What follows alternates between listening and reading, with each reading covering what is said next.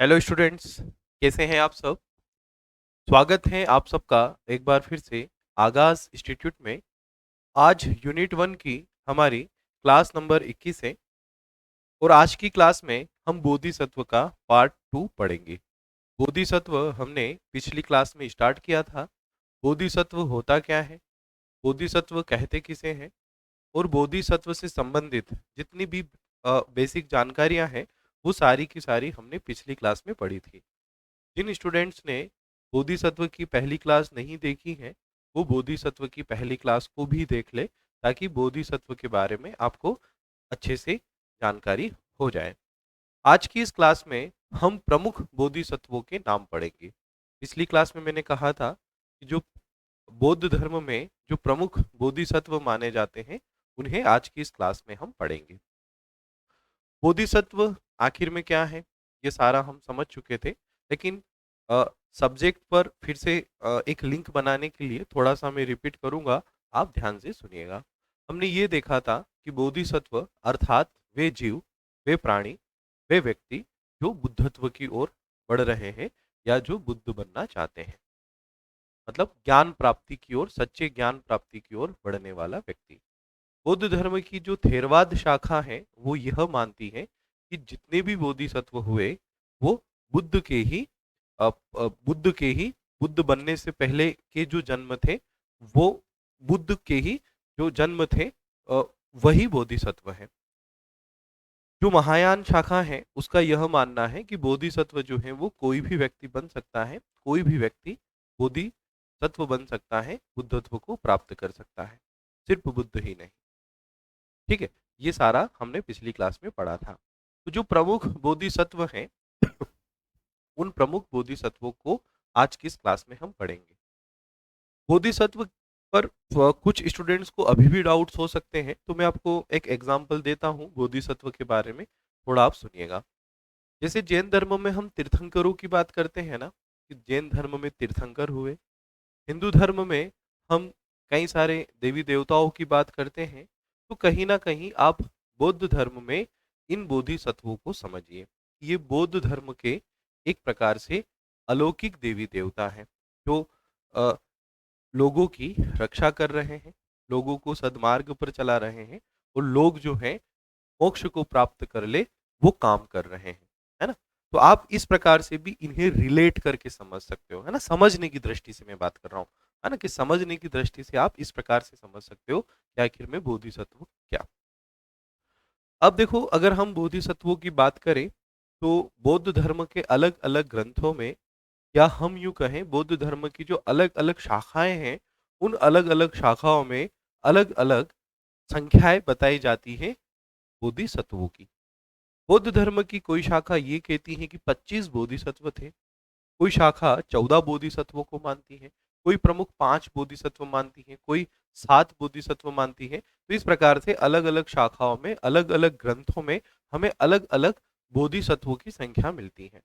जैसे हम विष्णु के अवतारों की बात करते हैं तो बहुत सारे ग्रंथों का मानना है कि विष्णु के 10 ही अवतार थे, और बहुत सारे ऐसे भी ग्रंथ हैं जो विष्णु के 24 अवतार स्वीकार करते हैं, और जनरली हम भी विष्णु के 24 अवतार मानते हैं, लेकिन बहुत सारी जगह विष्णु के 10 अवतार भी माने जाते हैं। तो सेम उसी प्रकार से अलग अलग ग्रंथों में अलग अलग जो शाखाएं हैं बौद्ध धर्म की, वो बोधि तत्वों का जो संख्या है कि भाई कितने बोधि तत्व हुए, तो वो संख्या में भी हमें अलग अलग डिफरेंस देखने को मिलता है। परंतु अगर हम समग्र शाखाओं का अध्ययन कर लें, हम सारे ही ग्रंथों को अच्छे से एनालिसिस करें, तो हम इस तथ्य पर पहुंचते हैं कि बौद्ध धर्म में 8 प्रमुख बोधिसत्व हुए। जिन 8 प्रमुख बोधिसत्वों के विषय में एग्जामिनर प्रश्न भी करता है, और जो इस बौद्ध धर्म में पूजे भी जाते हैं। बौद्ध धर्म में जिन बोधिसत्वों की मान्यता है वो प्रमुख 8 हैं, है ना। जैसे आपने देखा होगा कि हिंदू धर्म में कहा जाता है कि 33 करोड़ देवी देवता हैं। हालांकि ये चीज गलत है, क्योंकि 33 कोटि देवी देवता हैं, करोड़ नहीं। तो जो 33 कोटि देवी देवता बताए जाते हैं, लेकिन प्रमुख के रूप में हम किसको पूछते हैं, ब्रह्मा विष्णु महेश को, है ना। इन्हीं को प्रमुखता से पूजा जाता है। तो वैसे ही 8 प्रमुख बोधिसत्व हैं। जिन 8 प्रमुख बोधिसत्वों के विषय में आज की इस क्लास में हम बात करेंगे। बोधिसत्व हमारा टॉपिक चल रहा है, इसके बाद सिर्फ तीर्थंकर टॉपिक हमारा बचेगा। चलिए तो करते हैं शुरुआत। सबसे पहले जो बोधिसत्व है ना, प्रमुख बोधिसत्वों को हम पढ़ रहे हैं और प्रमुख बोधिसत्व 8 बताए जाते हैं। उन 8 प्रमुख बोधिसत्वों में जो सबसे पहले बोधिसत्व है वह है अवलोकितेश्वर, है ना। अगर एग्जामिनर प्रश्न करे कि निम्न में से कौन बोधिसत्व है और 4 ऑप्शन रहे, है ना, महावीर स्वामी या इस टाइप से कुछ भी और ऑप्शन दे सकता है वो, और एक ऑप्शन हो सकता है अवलोकितेश्वर, तो आपका आंसर हो जाएगा अवलोकितेश्वर जो है वो बोधिसत्व है। महावीर स्वामी जो है वो तीर्थंकर हैं जैन धर्म के। ठीक है, तो इस टाइप से ऑप्शन हो सकते हैं, तो आप याद रखिए ये 8 नाम आपको याद रखना है क्योंकि प्रश्न यहाँ से बनेंगे। यूपीएससी ने तक इन बोधिसत्वों से प्रश्न पूछा है, तो मतलब एमपीपीएससी भी यहाँ से प्रश्न परीक्षा में पूछ सकता है, आपको तैयार रहना है। प्रश्न क्या क्या हो सकते हैं वो सारी चर्चा हम करेंगे। चलिए, तो अवलोकितेश्वर बौद्ध धर्म के जो है प्रमुख बोधिसत्व है ना, जिन 8 बोधिसत्वों को हम पढ़ेंगे। अवलोकितेश्वर के बारे में कहा जाता है कि ये दुखियों की आवाज सुनने वाले बोधिसत्व हैं। मतलब इनको करुणा का बोधिसत्व कहा जाता है ना, मतलब दुखियों की आवाज सुनने वाले बोधिसत्व, मतलब ये दुखियों की आवाज सुनते हैं। आगे देखिएगा, भारत में अवलोकितेश्वर की पूजा पुरुष रूप में होती है, जबकि चीन में इनकी पूजा एक महिला के रूप में होती है। मतलब जो चाइनीज लोग हैं वो अवलोकितेश्वर को महिला के रूप में पूजते हैं, जबकि जो भारतीय जो बुद्धिज्म है वह अवलोकितेश्वर की पूजा पुरुष रूप में करता है। अब ये भी एक गहन अध्ययन का विषय है कि अवलोकितेश्वर भारत से जो बौद्ध धर्म चाइना पहुंचा, है ना, क्योंकि बौद्ध धर्म भारत से ही उपजा, तो भारत से बौद्ध धर्म चाइना पहुंचा, तो आखिर में अवलोकितेश्वर महिला महिला रूपी कैसे हो गए। तो यहाँ पर भी बहुत सारे ग्रंथ जो है वो ये बात कहते हैं कि अवलोकितेश्वर वो देवता, वो बोधिसत्व है ना, अवलोकितेश्वर जो है वो बोधिसत्व है जो अलग अलग रूपों में आकर प्राणियों पर करुणा करते हैं, जो अलग अलग रूपों में आकर दुखियों की सहायता करते हैं। ये कभी महिला के रूप में भी होते हैं, ये कभी पुरुष के रूप में भी होते हैं, ये कभी किसी जंतु जानवर के रूप में भी होते हैं, कभी हाथी के रूप में होते हैं, और ये जो है प्राणियों पर करुणा करते हैं, है ना।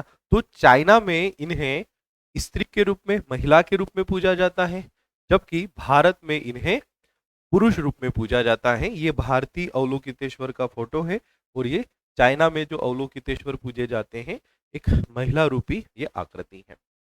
चाइना में इनको गुआनिन कहा जाता है ना। चाइना में जो अवलोकितेश्वर को कहा जाता है वह कहा जाता है गुआनिन, है ना। गुआनिन ये भी पूछा जा सकता है परीक्षा में फैक्टर कि अवलोकितेश्वर को चीन में क्या कहते हैं, गुआनिन। ये प्रमुख है ना, इसलिए आपको याद रख लेना है। चलिए, अब देखो अवलोकितेश्वर के विषय में यदि हम और बातें पढ़े या अवलोकितेश्वर के बारे में हम और चीजें जाने जो एग्जाम में पूछी जा सकती हैं, तो देखो इनके एक हाथ में सफेद कमल का फूल है। अब अगर एग्जामिनर ये प्रश्न कर ले कि कौन से बोधिसत्व हैं जिनके हाथ में सफेद कलर का, सफेद रंग का कमल का फूल है, तो सफेद रंग का कमल का फूल किस बोधिसत्व के हाथ में है, आपका उत्तर होगा अवलोकितेश्वर।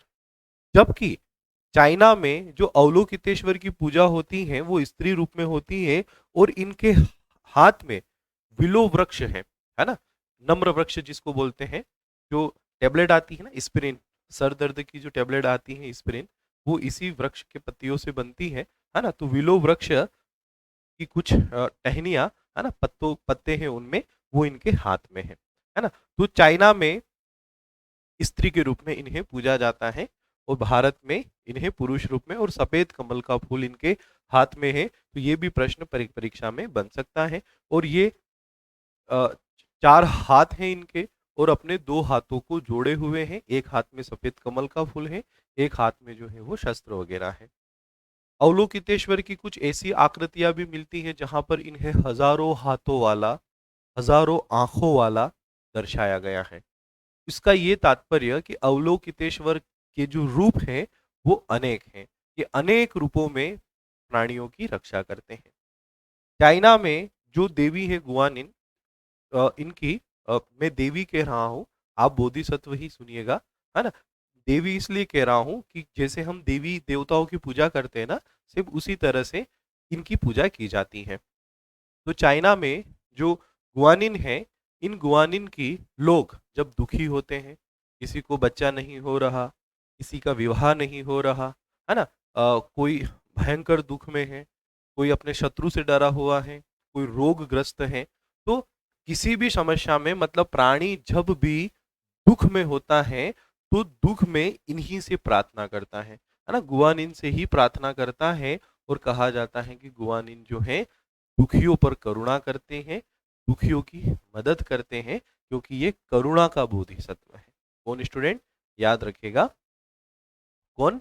गुआनिन, या फिर हम कहें अविलोकितेश्वर, है ना। चाइना में इनकी पूजा स्त्री के रूप में होती है, ठीक है, ये आपको याद रखना है। चाइना में इनको माँ के समान माना जाता है, मतलब चाइना की ये करुणामयी देवी है ना, जिन्हें माँ के समान अ, माना जाता है ना। इनके एक हाथ में तो विलो वृक्ष का पौधा है और दूसरे हाथ में एक घड़ा है, और कहा जाता है कि अमृत रूपी जल से भरा है ना। ये जो घड़ा है ये अमृत रूपी जल से भरा है। और चाइना के लोग हर छोटी से बड़ी जो भी प्रॉब्लम होती है, चाहे बिजनेस में प्रॉब्लम हो, बच्चों को पढ़ाई में प्रॉब्लम हो, हर प्रॉब्लम जो है इन गुआनिन से शेयर करते हैं। जैसे हम भी भगवान से जाकर प्रॉब्लम शेयर करते हैं ना, कोई ना कोई तो एक आपका इष्ट होता है जिसके सामने आप जाकर अपनी जो भी प्रॉब्लम्स होती हैं उनको शेयर करते हो। तो सेम उसी तरह से गुआनिन जो है वो दुखियों का दुख दूर करने वाली देवी है ना, करुणामयी देवी भी इन्हें कहा जाता है। और इन्हें चाइना में माँ के समान माना जाता है, अवलोकितेश्वर को, ठीक है, चाइना में जिनकी पूजा स्त्री रूप में होती है। चलिए, तो ये पहले प्रमुख बोधिसत्व हुए जहां से परीक्षा में प्रश्न पूछा जा सकता है। नम्र वृक्ष की इनके हाथ में पत्तियां हैं, मान लो कभी एग्जामिनर इस टाइप से प्रश्न कर ले तो घबराना नहीं है, ठीक है। या करुणामयी देवी किस बोधिसत्व को कहते हैं? अवलोकितेश्वर। चाइना में किसकी पूजा गुआनिन नाम से होती है? अवलोकितेश्वर। किसे करुणा का बोधिसत्व कहते हैं? अवलोकितेश्वर। दुखियों की आवाज सुनने वाला बोधिसत्व? अवलोकितेश्वर। कौन से बोधिसत्व के हाथ में सफेद कमल का फूल है? अवलोकितेश्वर। कौन से बोधिसत्व के हाथ में नम्र वृक्ष या विलो वृक्ष की टहनी है? आपको उत्तर होगा अवलोकितेश्वर। कौन सा बोधिसत्व जिसकी पूजा चीन में महिला रूप में होती है? आपका उत्तर होगा अवलोकितेश्वर, ठीक है। तो इस टाइप से बहुत सारे प्रश्न जो है यहाँ से एग्जामिनर पूछ सकता है, आपको याद रखना है उन प्रश्नों को। चलिए, सॉरी, बढ़ते हैं आगे। एक और प्रमुख बोधिसत्व जो कि है मैत्रेयी। इनको भविष्य का बुद्ध कहा जाता है, कि मैत्रेय जो है ये भविष्य के बुद्ध हैं। मतलब इन्हें, ये अभी जन्मे नहीं है ना। देखो यहाँ पर आप पढ़ो, ऐसा माना जाता है कि मैत्रेय अभी भी बुद्ध नहीं हुए हैं और तुसिता स्वर्ग में रहते हैं, है ना। इस स्वर्ग का नाम याद रखिएगा, तुसिता स्वर्ग में रहते हैं, ठीक है। और यह जो है भविष्य में पृथ्वी पर प्रकट होंगे, क्योंकि कई ग्रंथ इसे गौतम बुद्ध वर्तमान बुद्ध के उत्तराधिकारी के रूप में प्रदर्शित करते हैं। मतलब ऐसा माना जाता है कि ये भविष्य में जो है वो इस पृथ्वी पर प्रकट होंगे और इस पृथ्वी की रक्षा करेंगे। जैसे आपने विष्णु के 24 अवतार पढ़े होंगे, तो उसमें कहा जाता है ना कि कल की अवतार है जो भविष्य में होगा और इस संसार की जो है वो रक्षा करेगा। लेकिन 24 अवतारों में हम कल के अवतार को भी काउंट करते हैं। तो सेम वैसे ही मैत्रेय को भविष्य का बुद्ध कहा जाता है ना। ये क्वेश्चन जो है यूपीएससी पूछ चुका है अपनी प्रीलिम्स एग्जाम में, है ना। अगर आप यूपीएससी को फॉलो करते हैं तो आपने इस प्रश्न को यूपीएससी की प्रीलिम्स में देखा होगा। यूपीएससी इस प्रश्न को पूछ चुका है कि किसे भविष्य का बुद्ध कहा जाता है। तो भविष्य का बुद्ध किसे कहते हैं? वो कहते हैं मैत्रेय को, है ना। आप चाहें तो मैं आपको प्रश्न भी पढ़कर सुना देता हूं कि यूपीएससी ने क्या प्रश्न पूछा था। तो देखो स्टूडेंट, यूपीएससी का जो प्रश्न था, है ना, वो प्रश्न आप सुनिएगा। यूपीएससी ने पूछा, भारतीय इतिहास के संदर्भ में निम्नलिखित में से कौन भविष्य का बुद्ध है जिसका दुनिया को बचाने के लिए अभी आना बाकी है? ऑप्शन थे अवलोकितेश्वर, लोकेश्वर, मैत्रेय और पद्मपाणि। बताइए कौन सा सही होगा? तो मैत्रेय, है ना, जिनका भविष्य में आना अभी बाकी है। मैत्रेयी बोधिसत्व का एक लोकप्रिय प्रतिनिधि लाफिंग बुद्धा है। इसे मैत्रेयी का अवतार कहा जाता है ना। जो लाफिंग बुद्धा स्टेचू आपने देखे ही होंगे, तो इनको प्रतिनिधि माना जाता है किसका? मैत्रेयी का। ठीक है, तो मैत्रेयी जो है वो भविष्य के बुद्ध है ना, जिनका अभी पृथ्वी पर आना, प्रकट होना जो है वो बाकी है। ठीक है स्टूडेंट, तो ये फैक्ट आपको याद रखना है, यहां से भी परीक्षा में प्रश्न हो सकता है ना। यहां पर सबसे इंपॉर्टेंट यही है भविष्य का बुद्ध। और ये कौन से स्वर्ग में है अभी? तो ये तुसिता स्वर्ग में है ना। ये सबसे इंपॉर्टेंट ये दो फैक्ट हैं जो यहां से परीक्षा में बनेंगे। चलिए बढ़ते हैं आगे। या ये भी प्रश्न बन सकता है ना, कि किसे गौतम बुद्ध का है ना भविष्य में उत्तराधिकारी माना गया है? तो गौतम बुद्ध के उत्तराधिकारी के रूप में किसको माना जाता है? मैत्रेयी को, है ना। ये भी फैक्ट आपको याद रख लेना है। चलिए अब हम बात करते हैं मंजूश्री, है ना। मंजूश्री जो बोधिसत्व है ना, नाम मंजूश्री है तो आप महिला रूप मत समझिएगा, इनकी पूजा पुरुष रूप में ही होती है, इनका पुरुष रूप ही स्वीकार किया जाता है। ठीक है, तो मंजूश्री, इनको ज्ञान का बोधिसत्व कहा जाता है। जैसे हम ज्ञान का देवता या ज्ञान की देवी किसको बोलते हैं? हम ज्ञान की देवी बोलते हैं ना सरस्वती को। तो आप एक प्रकार से इन्हें सरस्वती का रूप समझे, है ना। एक प्रकार से ये ज्ञान के बोधिसत्व है ना, जो ज्ञान प्रदान करते हैं।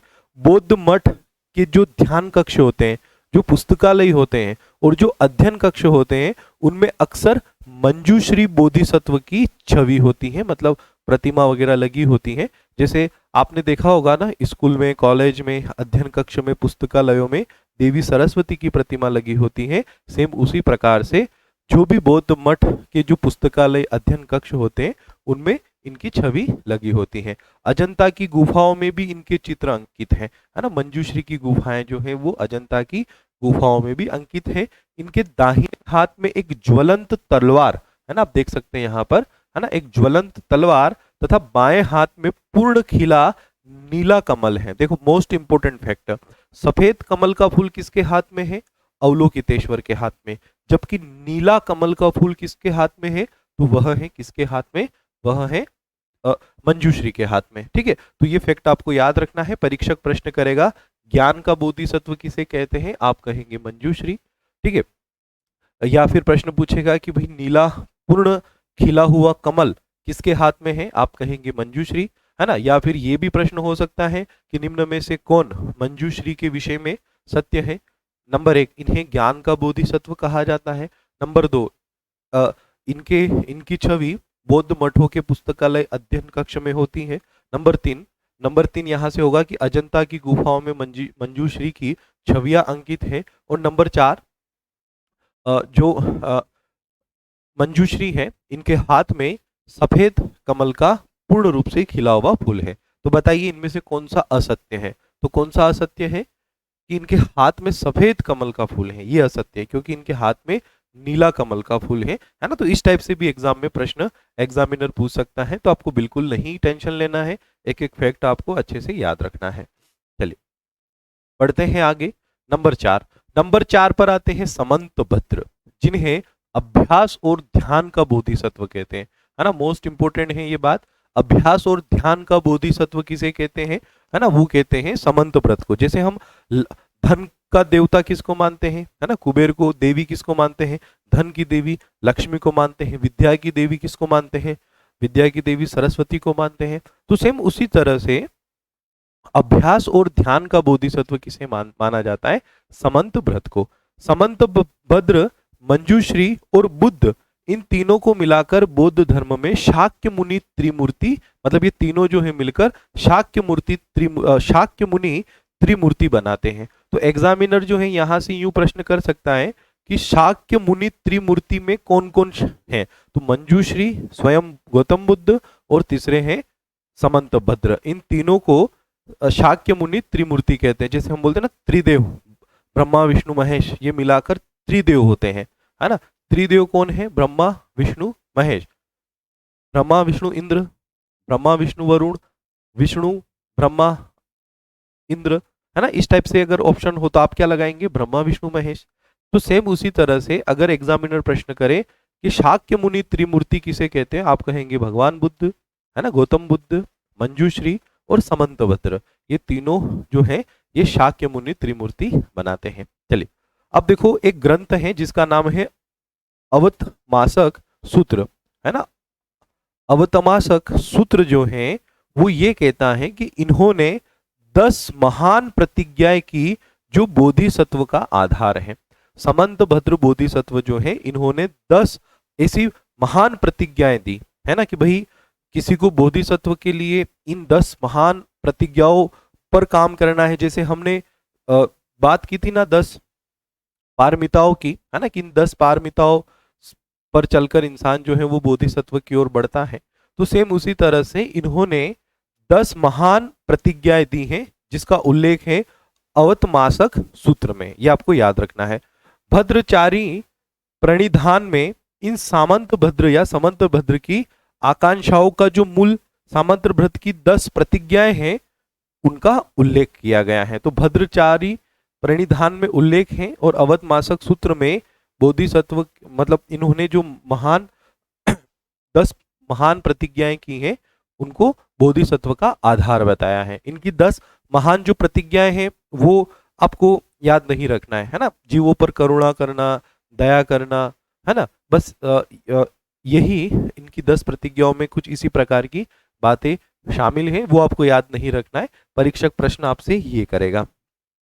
इन्हें आदि बुद्ध भी कहा जाता है ना, जैसे हम बोलते हैं ना आदि देव शंकर, तो इसी तरह से इन्हें आदि बुद्ध भी कहा जाता है कि मतलब ये गौतम बुद्ध से भी पहले थे, है ना, आदि बुद्ध। समंतभद्र ये आपको याद रखना है। हाथियों पर इनकी प्रतिमाएं है ना, तो याद रखना कि भाई कौन से बोधिसत्व को हाथियों पर बैठा हुआ बताया जाता है। तो हाथियों पर बैठा हुआ कौन से बोधिसत्व को बताया जाता है, तो समंतभद्र को ये आपको याद रखना है। चलिए नेक्स्ट हम बात करते हैं क्षिति गर्भ, है ना। क्षिति गर्भ मोस्ट इंपोर्टेंट है। इनको प्राणियों का बोधिसत्व कहा जाता है। इनको प्राणियों का बोधिसत्व कहने के पीछे का कारण ये है कि ये माना जाता है कि इन्होंने एक प्रतिज्ञा ली है कि मैं जब तक बुद्धत्व को प्राप्त नहीं करूंगा जब तक मैं नर्क को खाली न करवा दूं। मतलब जब तक नर्क में कोई भी प्राणी बचेगा तब तक मैं बुद्धत्व को प्राप्त नहीं करूंगा, बोधिसत्व बनकर ही रहूंगा। मेरा काम जो है वो है समस्त प्राणियों का मोक्ष करवाना, है ना। इन्होंने ये प्रतिज्ञा ली है ना, इसलिए इनको प्राणियों का बोधिसत्व कहते हैं। इनको कहा जाता है उत्पीड़ितों और मरते हुए लोगों का उद्धार करता, है ना। ऐसा कहा जाता है कि इन्होंने शपथ ली है कि जब तक नरक पूरी तरह से खाली नहीं हो जाता ये बुद्धत्व को प्राप्त नहीं करेंगे, है ना। मतलब ये प्राणियों के उद्धार करता है। इन्होंने शपथ ली है कि भाई मैं नरक को खाली करवा कर रहूंगा, है ना, तब तक मैं बुद्धत्व को प्राप्त नहीं करूंगा। इसलिए इनको प्राणियों का उद्धार करता, मरते हुए लोगों का उद्धार करता, पीड़ितों का उद्धार करता इनको कहा जाता है। किसे? क्षिति भर्ग को। क्षिति भर्ग का मतलब होता है पृथ्वी का गर्भ, है ना।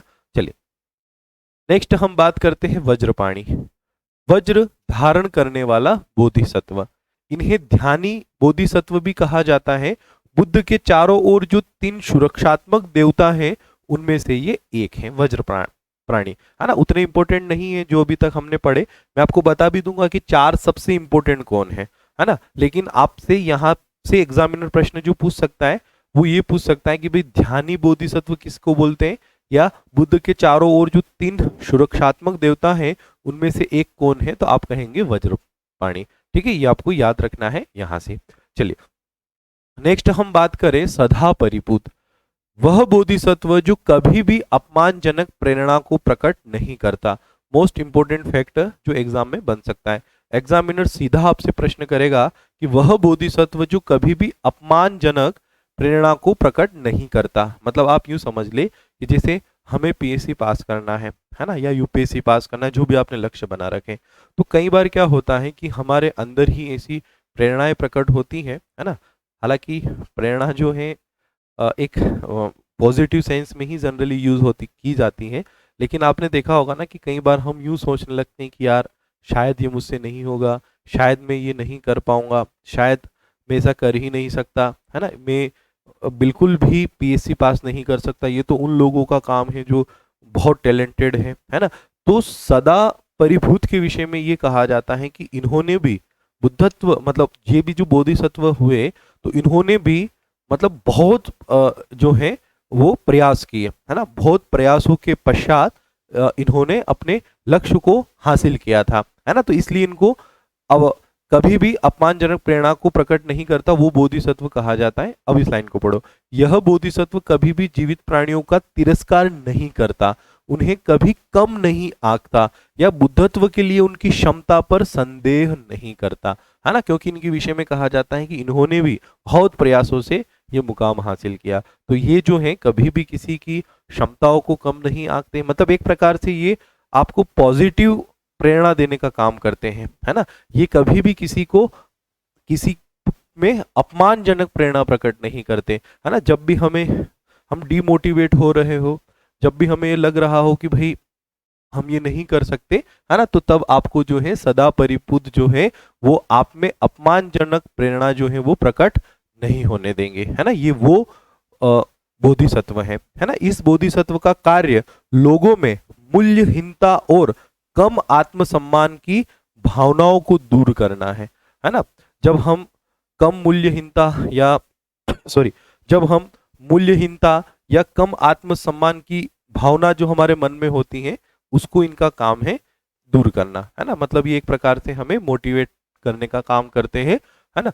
चलिए आगे बढ़ते हैं। नेक्स्ट है अका सागर है ना, अका साग रभा, है ना, अका सागर भा।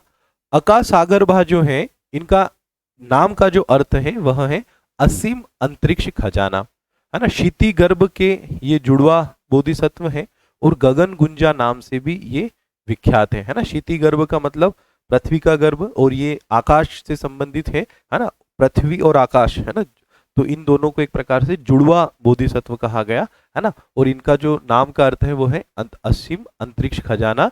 बस आप इतना ही यहाँ पर याद रखें, ठीक है। तो ये 8 जो है प्रमुख बोधिसत्व हुए, है ना। और इन 8 में से 4 जो है वो सबसे ज्यादा ताकतवर माने गए हैं, है ना। इन 8 में से 4 जो है वो सबसे महान माने गए हैं। अब कभी एग्जामिनर प्रश्न करें कि भाई कौन सा बोधिसत्व 4 महान बोधिसत्वों में शामिल है, तो 4 महान बोधिसत्व एक तो है अवलोकितेश्वर, ठीक है। अवलोकितेश्वर तो सबसे प्रमुख है ना। तो अवलोकितेश्वर हो गए नंबर 1। नंबर 2 पर है क्षितिगर्भ, ठीक है, क्षितिगर्भ, ठीक है। नंबर 3 जो है, नंबर 3 पर है मंजूश्री और नंबर 4 पर है समंत भद्र। ये 4 जो है सबसे महान बोधिसत्व माने गए हैं। मैत्रेय जो है वो भविष्य के बुद्ध है ना। तो ये 4 जो है सबसे महान बोधिसत्व हैं। तो कभी एग्जामिनर प्रश्न कर ले कि भाई 4 महान बोधिसत्व कौन है, तो वो आपको याद रखना है, ठीक है। यहां से ये प्रश्न भी हो सकता है, यहां पर ध्यान देना। क्षितिगर्भ में, क्षितिगर्भ देखो बाल नहीं है इनके माथे पर, इन्होंने पूरा जो अपना सर है वो पूरा मुंडवाया हुआ है और एक भिक्षु की तरह है ना। इनके हाथ में यहाँ पर एक ऐसा दान पात्र भी है, तो बिल्कुल एक भिक्षु की तरह है। तो अगर एग्जामिनर प्रश्न करें कि कौन से बोधिसत्व एक भिक्षु के रूप में दिखाए जाते हैं या एक भिक्षु रूप में है या जिनका सिर जो है वो पूरा मुंडाया हुआ है, तो आपका जो उत्तर होगा वह होगा क्षितिगर्भ, है ना। इस टाइप के भी प्रश्न एग्जामिनर एग्जाम में आपसे पूछ सकता है, इसलिए आप दिमाग में रखें, याद रखें। चलिए अब हम बात करते हैं बौद्ध धर्म की एक देवी जिनका नाम है तारा। शायद आप सबने सुना भी हो, है ना। तारा का नाम आप सबने सुना भी हो, नहीं भी सुना होगा तो आज सुनिए। बौद्ध धर्म में एक देवी स्वीकारी जाती है, नाम है जिनका तारा। हालांकि बौद्ध धर्म की जो थेरवाद शाखा है वो तारा को स्वीकार नहीं करती, है ना। बौद्ध धर्म की जो थेरवाद शाखा है उसमें तारा की मान्यता नहीं है, ये भी आपको याद रखना है ना। कभी एग्जामिनर प्रश्न करे तो, है ना, थेरवाद में तारा की मान्यता नहीं है। ऐसा कहा जाता है कि जो अवलोकितेश्वर हैं उन अवलोकितेश्वर की आंखों से जो नीली शक्तियां निकली उन्हीं से इस देवी तारा का जन्म हुआ। कुछ ग्रंथों का मानना है कि ये जो देवी तारा है ये पार्वती है ना। जो भगवान शिव पार्वती है ना, ये पार्वती का ही एक रूप है। कुछ ग्रंथों का मानना है कि ये पार्वती की बहन है, और कुछ ग्रंथों का मानना है कि यह जो है बौद्ध धर्म में कोई राजा हुए, उन राजा की पत्नी है ना। इस प्रकार से देवी तारा के विषय में, देवी तारा की पहचान के विषय में अलग अलग मत हैं, अलग अलग बातें कही जाती हैं, है ना। लेकिन बौद्ध धर्म में जो है वो तारा देवी की पूजा होती है ना, और जिनको देवी पार्वती का रूप या उनकी बहन माना जाता है। और कुछ कुछ मत ये कहते हैं कि ये अवलोकितेश्वर की शक्ति है ना। कहीं कहीं तो अवलोकितेश्वर की इनको पत्नी भी कहा गया है ना। तो कभी एग्जामिनर प्रश्न कर ले कि निम्न में से किस देवी को अवलोकितेश्वर की शक्ति कहा जाता है, तो अवलोकितेश्वर की शक्ति कहा जाता है तारा को। अवलोकितेश्वर की आंखों से निकली जो रोशनी है, या उनसे जो आंसू गिरे नीले कमल के फूल पर और उनसे जो शक्ति पैदा हुई, तो वो देवी तारा है। इनके हाथ में लाल गुलाब का फूल है ना, जो शक्ति का प्रतीक माना जाता है। ठीक है, तो देवी तारा है ना, जिन्हें बौद्ध धर्म में पूजा जाता है। अब यहाँ पर भी बहुत सारे लोग बोलते हैं कि नहीं, ये तो देवी पार्वती का ही, मतलब जो हिंदू धर्म में जो देवी की पूजा होती है ना शक्ति रूप में, जैसे हम दुर्गा की पूजा करते हैं, है ना, अम्बे की पूजा करते हैं, तो उसी प्रकार से जो इन्हीं का मतलब जो कन्वर्टेड रूप जो बौद्ध धर्म में अपना लिया गया, वो देवी तारा का है ना। मतलब बौद्ध धर्म भी छठी शताब्दी आते आते, है ना, छठी शताब्दी आते आते बौद्ध धर्म भी जो है वो शक्ति की पूजा करने लगा था। इसमें भी शक्ति की पूजा होने लगी थी, और देवी तारा जो थी वो उस शक्ति का स्रोत है। बहुत सारे लोग यूं बोलते हैं कि नहीं, देवी तारा से ही कन्वर्टेड पार्वती हैं जो हिंदू धर्म में पूजी जाती हैं। मतलब बहुत सारे लोग यहाँ पर अलग अलग प्रकार की टिप्पणियां करते हैं। हमें उन टिप्पणियों में नहीं पढ़ना, हमें तो सिर्फ और सिर्फ उतना पढ़ना है कि जिससे हम एग्जाम में आने वाले प्रश्नों को बना लें, है ना। क्योंकि आप विद्यार्थी हैं और आपका काम जो है वो इस बात पर फोकस करना है कि भाई यहाँ से प्रश्न क्या एग्जाम में हो सकता है, तो यहाँ से देवी तारा से क्या प्रश्न एग्जाम में हो सकता है, वो सारा मैंने आपको बताया कि भाई इस प्रकार से पूछा जा सकता है ना। कि बौद्ध धर्म में जो देवी पूजी जाती है तारा है। थेरवाद शाखा इसे स्वीकार नहीं करती, मान्यता नहीं है थेरवाद में तारा की। अवलोकितेश्वर की शक्ति या उनकी पत्नी तारा को कहा जाता है। सारी चीजें आपको अच्छे से दिमाग में रखना है, अच्छे से याद रखना है।